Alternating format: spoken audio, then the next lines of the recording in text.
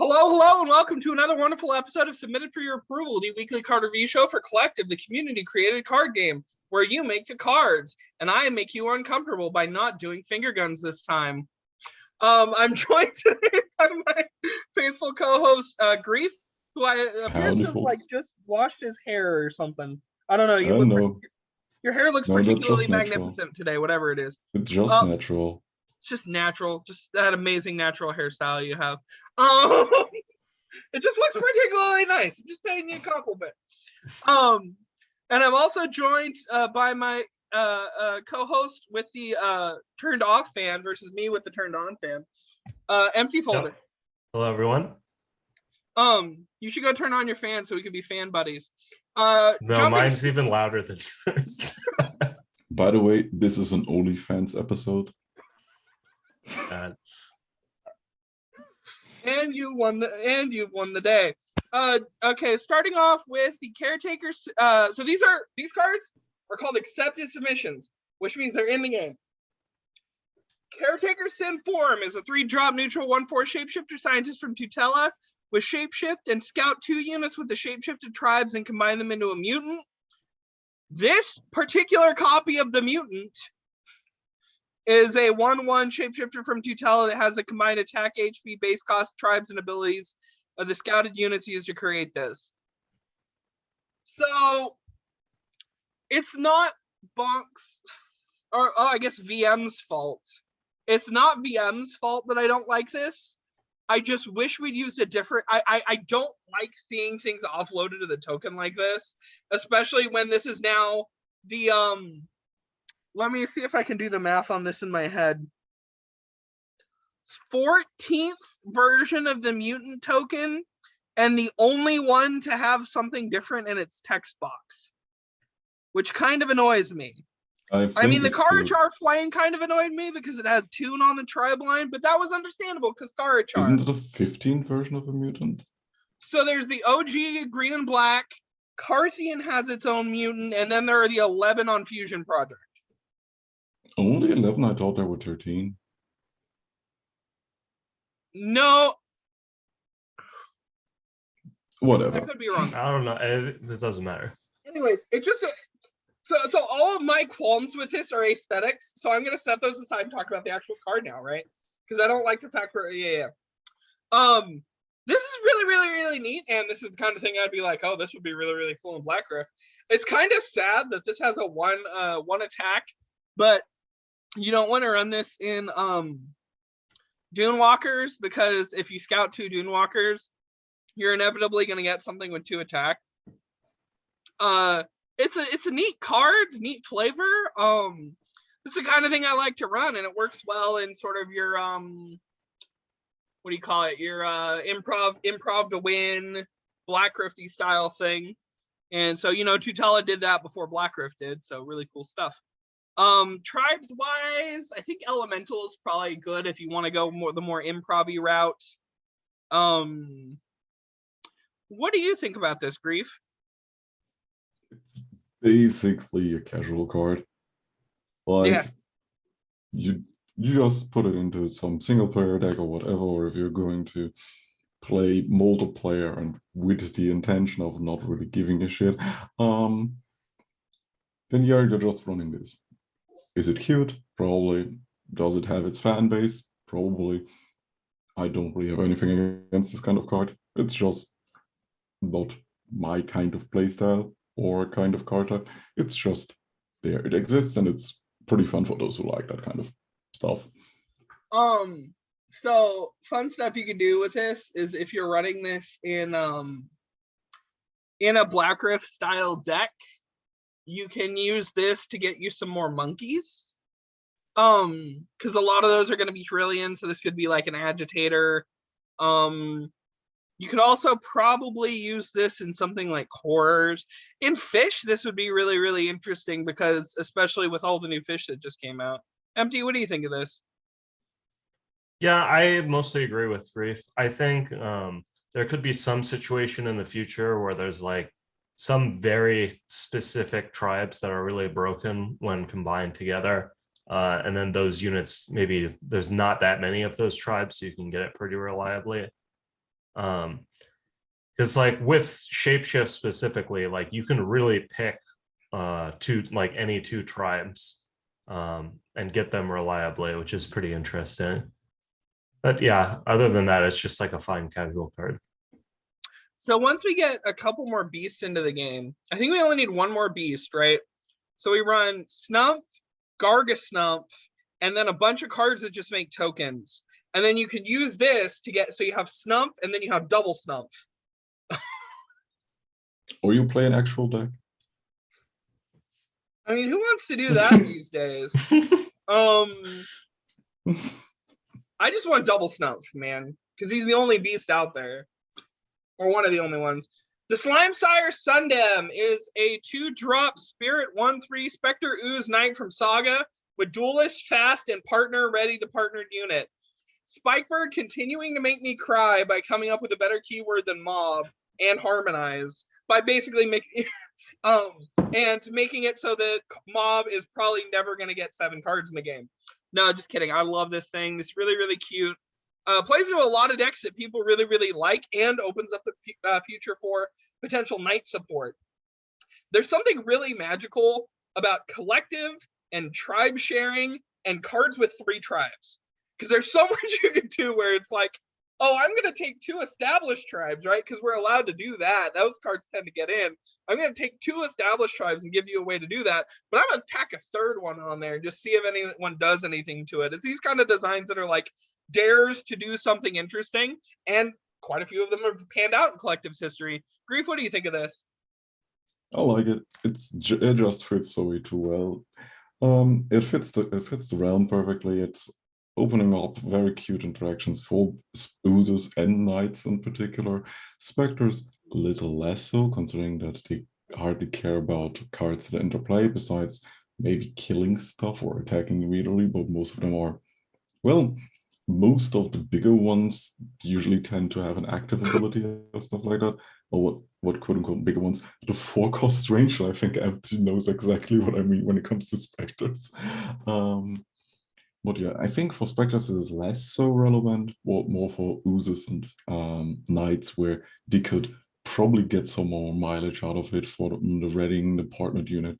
On its own, this is just a very interesting little duelist that exists that you can drop early on and then kind of utilize as a 1 damage pinger. Mm-hmm. Since it's fast, you can also easily chain it into your next upcoming unit. Empty, what do you think of this? Yeah, just a really solid partner design.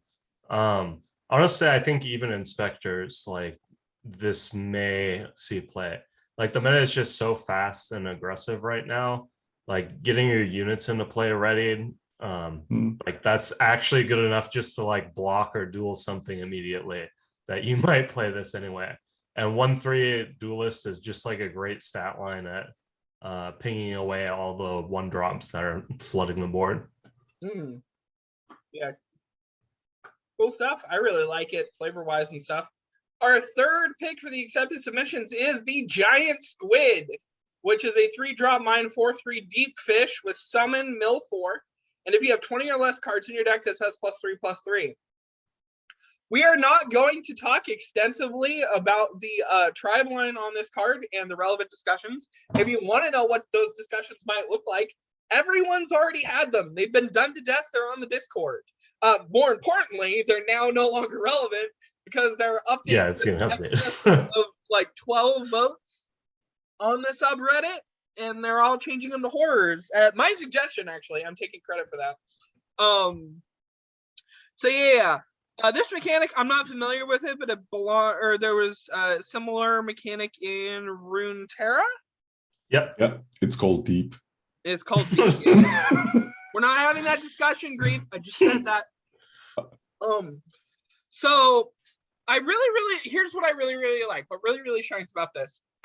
Collective designers so far are just way in their own heads about making all of these like super complicated, multifaceted designs, and Filthy, new player, congrats on getting all 3 of your designs in, and I think making a record for most new player designs in their first week.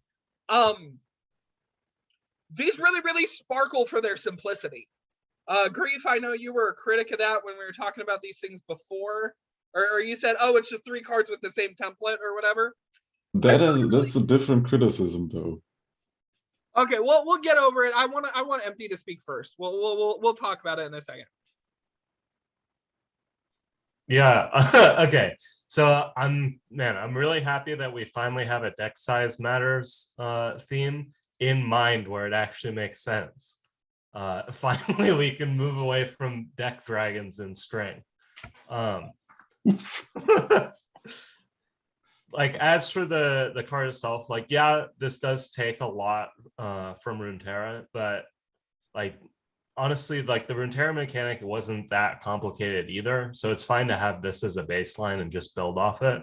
I really hope, like, Filthy Casual and other people keep going with this and maybe make some more mill cards and some more cards with this theme in mind so that this can be an actual deck.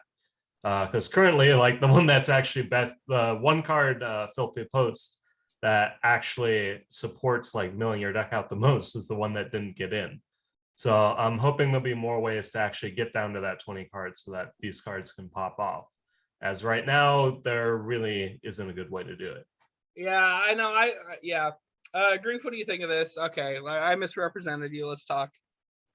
First of all, you cannot shut down a discussion when we're bringing the card up because it probably went There's a turn order I'm trying to respect. No, I meant with your pretense of like, yeah, no, we're not discussing this card. I mean, it's now on the show.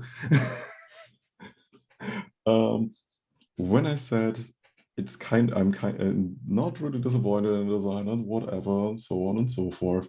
Congratulations to Filthy, and I've already mentioned that in general chat. The only thing that I'm very confused about is the voters more than the designer. Like, people actually voted like 3 different variants of basically, oh yeah, when you have 20 or less cards, get +3/+3 in. That's it. There were 3 different fish designs with a little bit of a stat change here and there. And I think that's the only one that actually has initially a summon effect as well. One of them, the summon effect is to make a copy of itself. Oh yeah, that's true. But yeah, overall, it's basically 3 different shades of I have 20 or less cards in my deck. Now I'm a beatstick. If you boil it down to this, it's kind of weird. Yeah, I suppose. Well, and it'd be nice to see other things with like different things on the 20 or less cards in your deck. But some people decided to downvote my suggestion. No, just kidding. Not salty about it. But yeah, in all honesty, I don't really have anything against this design. The thing is more like there could have been done more. Maybe there is more to be explored, but just having an overstated beatstick is kind of boring. Yeah. Nothing against the design. Yeah. But for a 20 or less threshold, I kind of expect a little bit more. Yeah. Since you have to work for it. Well, but now we have this baseline. Hopefully there's more things we can do to play around with it. So I'm about to start the active submissions. So those are cards that are not in the game yet. But before you guys know, it is well known and well established that I am probably the most like aesthetically and personally biased panelist on all of Submitted. And so now I'm just going to put that on bold-faced display. Not only am I going to show you guys something did for my realms and my cards, I'm going to pick my own card. The Gargasnumf is a 6-drop neutral 6/6 beast kaiju from Black Rift with Overrun, and when a non-native ally enters play, increase each stat to 6. I couldn't think of another card to pick, so I just ended up picking Gargasnumf. Sell out. So yeah, the entire reason this existed was just JTAD decided he wanted to do the art, or just did the art, and I'm like, I gotta make a card with this. So really, like, I saw this little star, and then I came up with a little story in the flavor text, and put this package together, and I'm just so proud of it that yeah, it's the Gargasnumf. So I'm picking my own card. Grief, what do you think of this? Well, that's a little weird. That's phonetic. Yeah. Except this I one combos with Wildfire. I think I probably prefer Darts Fanatic. They're like completely different though. Yeah, they're completely different. Like Wildfire, the Wildfire combo. Or there's other stuff. Let's be real. You're not running this with Wildfire. You're running it with Ape Event. Yeah, probably. Like if you're running this, you're just dropping it to get the monkeys down and kill your opponent on that turn. Overall, that's cute, and maybe Bell of Lost Souls or how it's called. The non-native bell, that's also cool. And maybe the Gargasnumf. And in the end of things, yeah, it's just big. Big board go bigger. Empty, what do you think of this? I mean, I'd actually be pretty happy if the chimp deck like ran a card to like turn their stuff into lethal instead of doing the quests. It's probably not even worth it, honestly. This is more like just a fun sort of casual card. It's actually doing pretty well. I just wanted to showcase Geotad's art because I was so happy he did this piece. By the way, for those of you who are on the Discord, which all of you should be, join the Discord. I posted a random thing about Snumpf biology that inspired this, if you want to go read it. The Amber Blade is a 1-drop neutral equipment from nowhere in particular with give a unit -2/+2, and when this leaves a graveyard, draw a card and create an Angry Honeybee. The Angry Honeybee has already existed before, but for those of you who don't remember, 0-drop 1/1 flyer. When this attacks, it dies at the end of the turn. So yeah, this I was talking around on one of the things asking about cards to fill certain niches, and then Sevis was telling Cornmeal, oh, what about that equipment deck you're working on? And he's like, oh yeah, I need to make some more cards for that. I don't know what this does, but it has to do with the using Marie's passive to do the leave graveyard thing, and it's a particular build that Corn's working on, but it was designed in such a way that it's flexible and can be used for a couple different things. MD, what do you think of this? This is nuts in Marie. Like this, the Marie rework is removing the passive, right? Is that a thing? I can't remember. I thought so, but I might be remembering wrong. Yeah, I mean, assuming that's the case, like this needs to get in after that goes through, because currently, like, this is just insanely efficient. Like Marie, you don't care about your opponent having like more HP on their units for the most part. Like you can just use this as essentially removal against aggro decks, and then you get a freebie and a card. That's insane for it's 1 a mana. Freebie, yeah. Plus, like that's the pun here, yeah. Like, oh my god. Yeah, plus whenever you mill this, like you get a free card and a B for nothing. This is just nuts. Yeah, the other thing about the reason why it's the -2/+2 is the synergy with Venus Life Trap. So that's that could work. Grief, what do you think of this?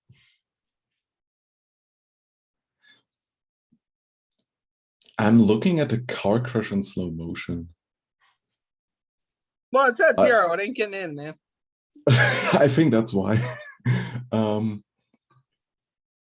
First of all, you said you're flavor biased, but holy shit, I don't get it. Besides that freebie pun, that's the only saving grace in terms of flavor for this entire design. It's a honeybee trapped in amber.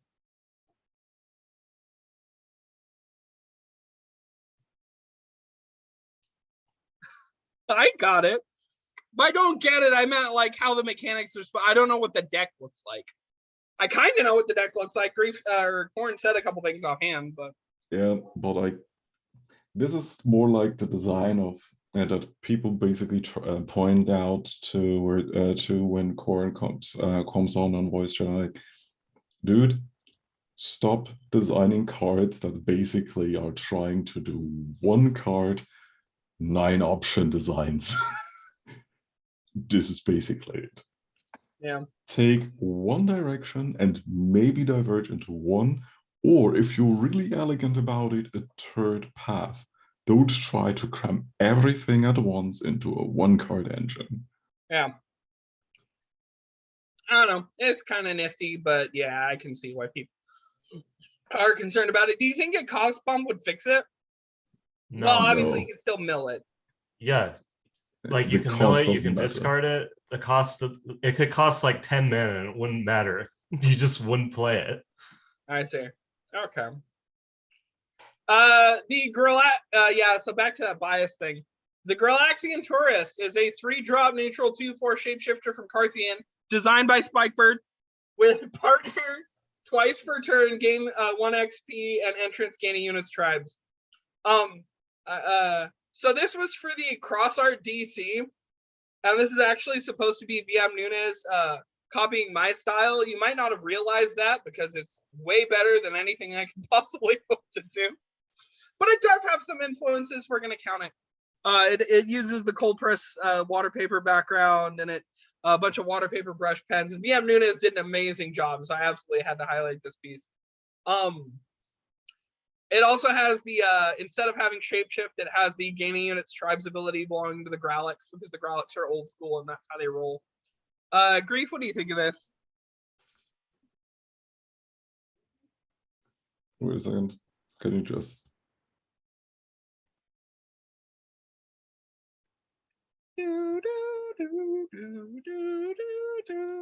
Okay. Okay. Just a clean little XP design that I basically have been longing for more EXP ramp for the longest time, because whenever any card that is neutral or kind of generically situated when it comes to gaining EXP, people kind of run rampant and trying to slap exclusivity or what other bullshit on it to just put it out of the range of KM, and at this point I'm just kind of tired. This is just one decent way of doing it where you're playing basically a tribal deck. Well, what does basically meaning a tribal deck? You still have to have this unit still have to have a tribal unit on board, play this, and then hope that you actually can follow it up before it gets killed. And with 4 HP, it's probably going to stick for at least 1 or 2 turns. Empty, what do you think of this? Yeah, I mean, it's just a perfectly fine ramp card for tribal decks. It would be really interesting if it didn't have that limit. You could do some like really weird shenanigans with like robots and prototypes. Yeah, robots, elements, probably bards. Yeah. If it didn't have birds too. Yeah, but I mean, for what it is, yeah, it's just like a fine tribe filler card. I mean, it's doing really good. It's sitting at like 6. So yeah, I don't know. I really like those simple, clean designs, and of course, Grallax are my babies. So some of the first things I ever thought of for collective. So it's nice to see them mentioned again. They actually inspired Carthian before Carthian. Yeah. Sorry, guys. Hey, and we had back. a technical difficulty. I thought my internet was good here. I'm gonna have to double check the video to make sure that it all connects, but we're gonna keep going on with Little Living Light. Is a 2-drop neutral 2/2 wax elemental arcanist from Talira with overrun, and when this deals damage, it gains +1/+1. So yeah, not from Lux, but cute little dude. Overrun and potential to gain a lot of stats. I don't know if there's any way to really make it like gain a lot of stats at once, which would be really, really neat. Would be neat if you had a way to like merge this onto something. Grief or Empty, what do you think of this? Or no, it should be Grief again, sorry. Okay.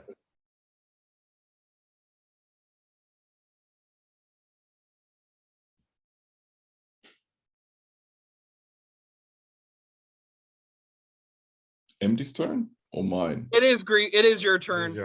You're supposed to double up on this spot. It's weird. Okay. Well, it's just simple, considering the fact it's just an overrunner that can go bigger the moment it actually hits stuff. But that's it. It's just simple and a good filler. Since it's neutral and 2/2, it's not really too good. It's not really too bad. It's just okay. Good for Cube. Empty, what do you think of this? Yeah, I mean, it's fine. It's a little vulnerable starting out. It's just like a fine early scaler if that's what you're looking for. Maybe in the future, if we have some weird like damage dealing equipment, this could have some interesting little synergy. But for now, just a fine scaling unit. Yeah. And it's sitting at 11, so it'll probably get in. I don't really have much to say about the card myself, except it's cute. The Spark Tunneler is a 2-drop strength 3/1 Wax Snake Golem from Lux with summon, scout a strength action. So more of the strength action support. I mean, I personally don't like referencing affinity, but it seems like this is a cool new direction for Lux, maybe. So pretty straightforward card. Empty, what do you think of it? I think it's like kind of fills the same niche as the Tallow 1-drop. But it's quite a bit worse. Just because that one actually draws it from your deck, so you have some degree of control over what you're getting. I think the issue with this is that there's just a lot of duds you can hit right now. Yeah. With Red Way Golem, like you probably can get something that can target, so maybe you could turn that into something more useful. But you really need to run some synergy, which may or may not be worth it for something with such a bad stat line. Yeah, I get that. One thing I do like about this card, of course, is use a scout, because I love the whole improv win, just random shenanigans. Who knows what you'll get type thing. Grief, what do you think of this?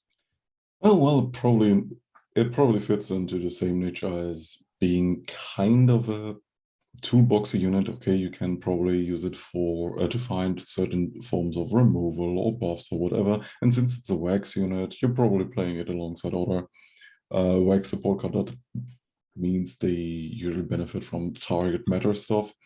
So maybe you can get a random equipment that you can utilize. Maybe there is some kind of interaction that you can use for the later turns. So and so on and so forth. You can probably add 1 or 2 copies of it just as a flag spot into your deck. Outside of that, it's just probably cube stuff.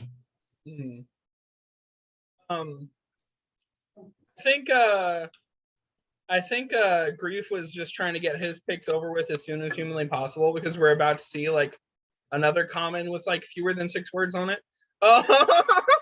The Maui Cup is a 3-drop spirit exclusive ancient artifact with draw 2 cards, and any units drawn by this gain +1 HP.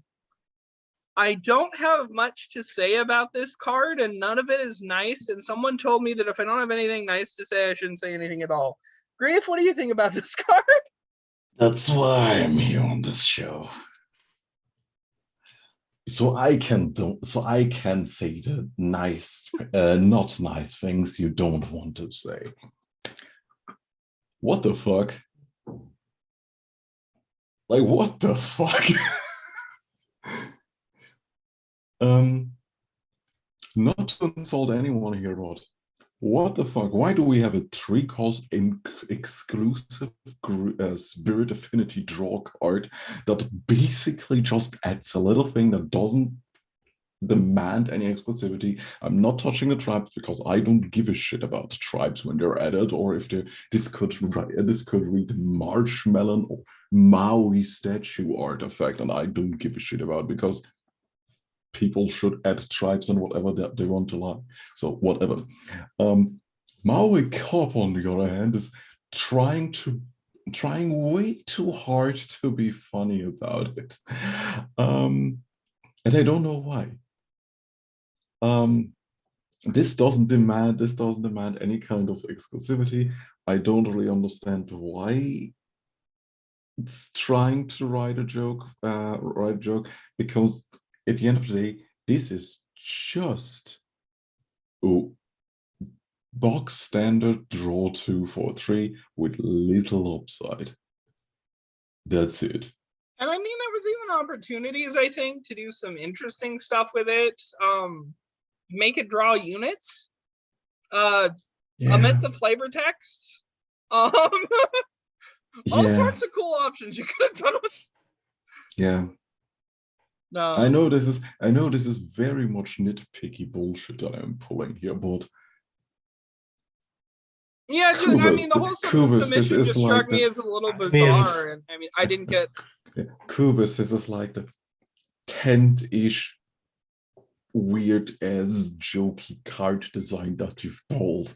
At some point, you should have noticed that people don't give a shit or don't like them. But I don't know. I think maybe there's an idea here. I just don't think that idea was really polished, like, at all. Like the rest. Yeah. That's the thing that kind of rubs me the wrong way. I think if 5 minutes were spent on this card, it could have become, or 5 more minutes were spent on this card, it could have been a better card. Yes, maybe. And that's basically the problem. It's those 5 minutes that have been missing on nearly every of their designs. Yeah. MT, what do you think? I mean, in terms of like talking about nitpicky stuff, like that's all there is to talk about this card. If it wasn't exclusive, like there would be nothing to say. It's just the most like basic draw to with the most minor upside you could imagine. Yeah. The thing is, like, this kind of reaction may be amusing to some and infuriating to others, but dudes, that's why Card Lab's there for, to just catch these kinds of small issues. Exactly, or I mean, just get a feeler for how people think of the card, right? Like, if you're a comedian and you want to make a funny joke, you tell it to your friends first before you go perform that joke on stage, right? So if he was going for like, oh, let's make this and see if it's funny, he could go tell a couple people and say, oh man, that joke bombs, man. That's not a good joke. If you want to, design a card for a game, ask a couple people, see if they say, is this a good card for the game? And I just think a little bit of tweaks here and there could have made this into a card that might have been seeing 7-8 votes on the subreddit, and now it's seeing it was grief. Yeah, it's at 0. Display is 0. It might actually be much lower than that. We don't know. Okie dokie then. Moving on to the Catch That Kobold. It is a 3-drop neutral event with create 3 loot kobolds in play for your opponent. What is a loot kobold? It is a 0/1 with awaken 3 and banish this, and entomb the opponent's scouts and equipment. So I love things that I already love about this card. Scout, obviously, I'm the Black Rift guy. Scouts, neat. Scout for equipment. Creating stuff in play for your opponent. Really, really like that. There are a lot of elements I really, really like in this card. Thing is, when you put it all together in the way that it was put together, this is a weird combination because it's both way too easy to do and like not worth doing. Because if you wanted to run equipments for consistency, we already have great tools like from the trash, and it just doesn't quite click. I think this is a good card to workshop. This is a great card to show on submitted for the purpose of kind of like just talking about it. MT, what do you think of this? Yeah, so I love the basic idea of this card. Like creating units for your opponent, that's awesome. The flavor is like there and really fun. The problem is that like when you put everything together, like it's really, really bad. It really needs something extra, like maybe like reducing the cost by a whole bunch when you scout the equipments. Just like something extra to make going through all this effort of giving your opponent a bunch of units and then having to remove them within a time limit. Like you could run like a flame bow spill or something to get it easily, but it's not worth it. Like you don't want to be scouting a bunch of random That was the thing, is I was thinking, it's like it's so easy to kill them and then you get nothing for doing it. Yeah, honestly, like if this was just 3 mana scout 3 equipment, like that wouldn't even be very good. So Yeah. having to go through more effort, it needs some extra punch up. But the idea is there and awesome. Like I want to love this card. It's just not quite there. Yeah, I like your idea of like scout and equipment. Make it neutral or like reduce its cost by 2 maybe or something like that. That could definitely something I could see working. Grief, what do you think of this? I think you guys kind of summed it up. It's more like, why would I want to use it for the effort that I have to put in and the resources? To kind of run with the entire theme and still kind of just do minimal tweaks on it. Let the base card cost only 2 and have the awakening at 2 or 4, whatever, depending on how many you want to put out, how many kobolds you want to put out, and how easy you want to actually flood your opponent's board. Because when you actually reduce the cost of the cards, you get way too much time to actually interact with them for a reasonable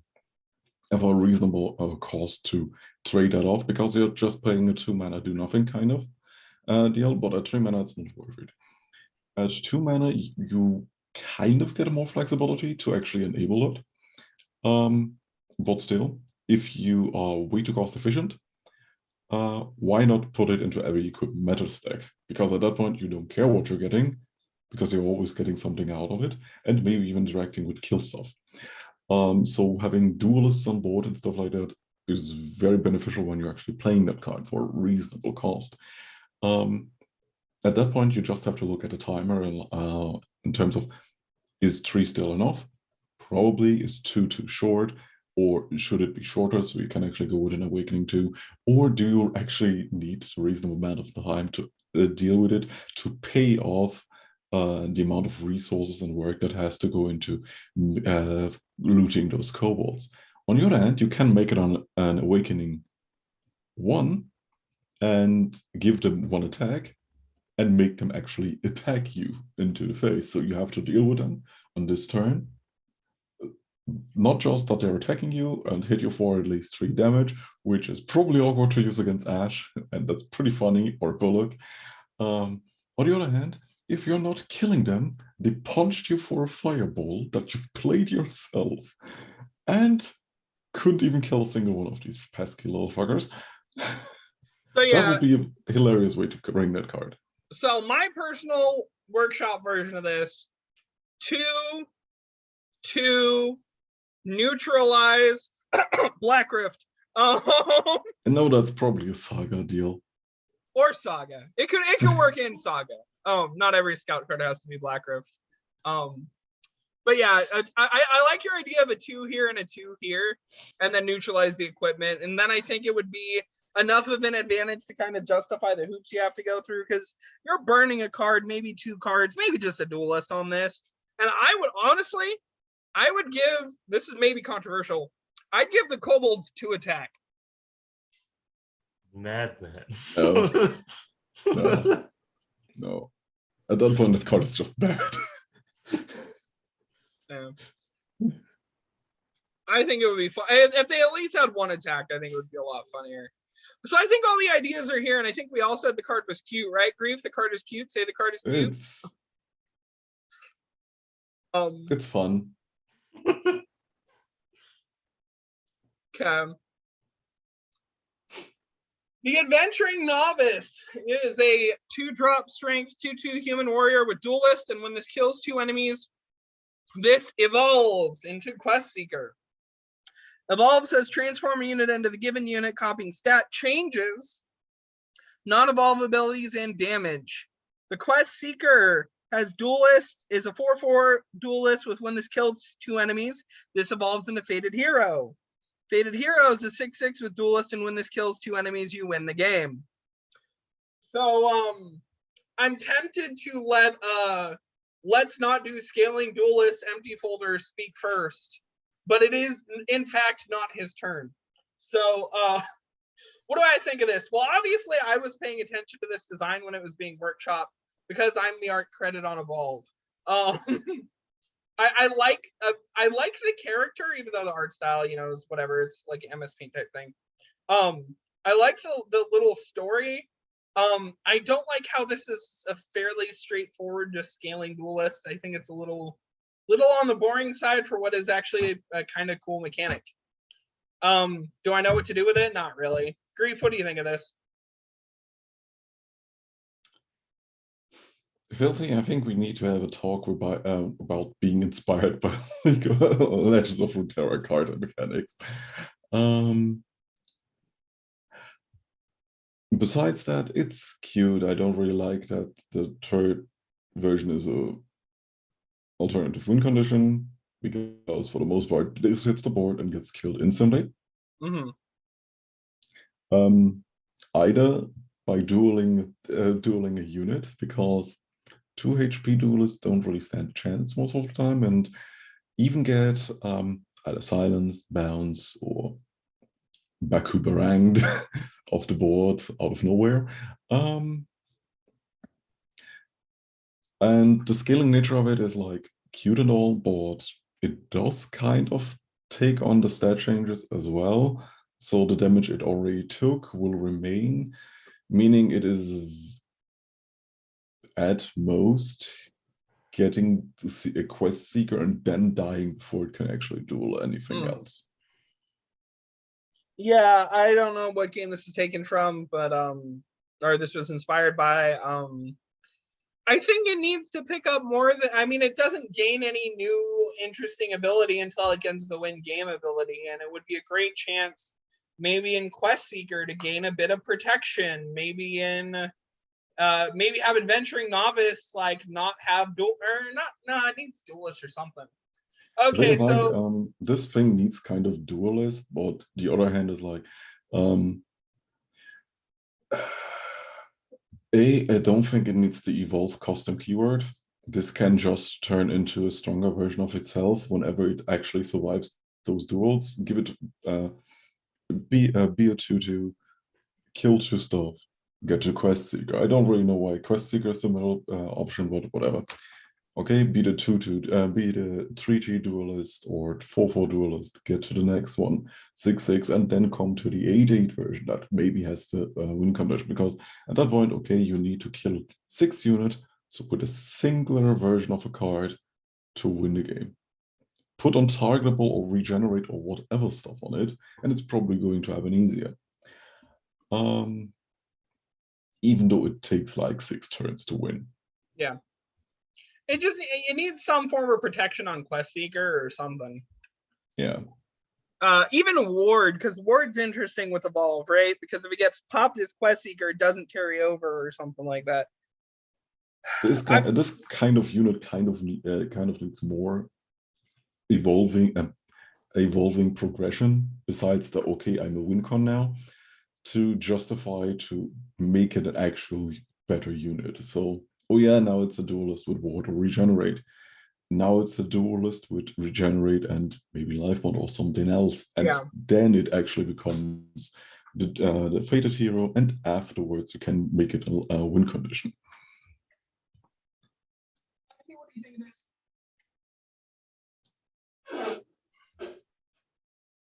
Yeah.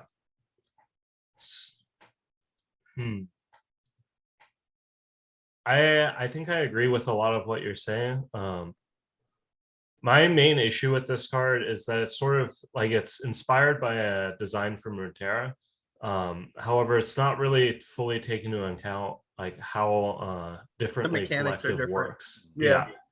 The reason Fiora works so well in Runeterra is because Runeterra has instants, so it's a lot more interactive and leads like this really like cool gameplay situations. What I do like about this is that opposed to like most scaling duelists, this actually requires like a substantial investment of resources to actually get going. You can't just drop it and let it do its thing. Like you're never going to get 2 kills on the first one without this dying. Yeah. I think the later levels need some extra punch up. I really like the idea of having like a refreshing ward. I think that's a really cool way to use the evolve mechanic. If that mechanic even needs to be a thing, like transform, I think would like be completely fine. Yeah. Just needs a little bit more workshopping, but like it's not completely hopeless. There is something there. Which I do feel sad. I do feel bad about saying that, although I totally agree with you, because like Filthy Casual, we're talking about like 80 plus messages long and card lab, several different versions posted. Yeah, it's a horrible thing. That's a horrible thing to say to Filthy Casual, yet I kind of agree with you. Okay. The Vase of Gluttony is a 2-drop neutral 2/2 object with Entomb. If an enemy card destroy this, draw 2 cards. Let's talk about on the nose references to other card games, folks. Nah, this is whatever. I think this is cute. I don't know why the writer on it is still, I mean, not great. I think even without the writer. This is at 11. A lot of people seem to like this card. I'm not among them. Empty, what do you think of this? I really like the idea behind the Entomb. Having Entombs that trigger off your opponent interacting with units, I think is a really interesting design space, especially as sort of a counter to board clears. Like you can drop this and be like, okay, if you want to clear my board, I'll get 2 cards. The problem is it doesn't really go far enough. Like that's not a very severe punishment for removing this. And I think a lot of the time it's just going to get ignored completely. But like it's a solid design space to explore. And I think this is a good introductory card to it. I'll agree with you on all of those things. And I really do like Spikebird mimicking Entropic style. Grief, what do you think of this? I don't have anything to say against a crackpot of greed, but the thing with it is like, oh shit, I think I killed Strange.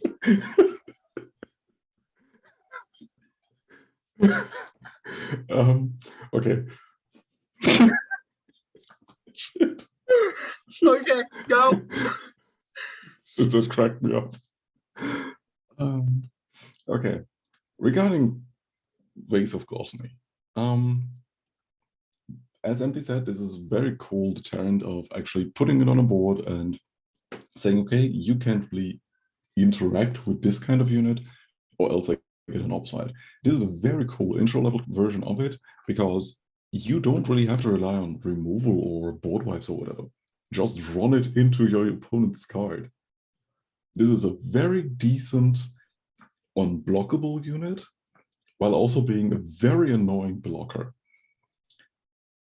And every kind of interactive, non-board-esque or less board-centric playstyle hates these kinds of cards that just replace the damn out of themselves. And Crackpot of Greed is basically that. Where, yeah, okay, you kill this, I draw 2 cards, cool. Nice trade, bro. We'll probably see this more often when it actually gets into the game, and with the current voting as it stands, it will probably get into the game. So it will be interesting to see if maybe even a Fortuna deck is adapted, because it's a neutral card, you can run it basically everywhere. Also, again, pretty decent in Cube. Yeah, I do agree with you. You guys have actually changed my mind on a lot of things, and not just the funny grief joke. Yeah, I guess it is a little interesting because you need an enemy card to destroy this. It does kind of encourage you to play with this a little differently than if it said the other thing. Because now you can just like, this is a safer target for like buffs and stuff, because you can just keep attacking with it and you don't care if they remove it. I think that's actually really, really neat now that I'm realizing kind of the use case there.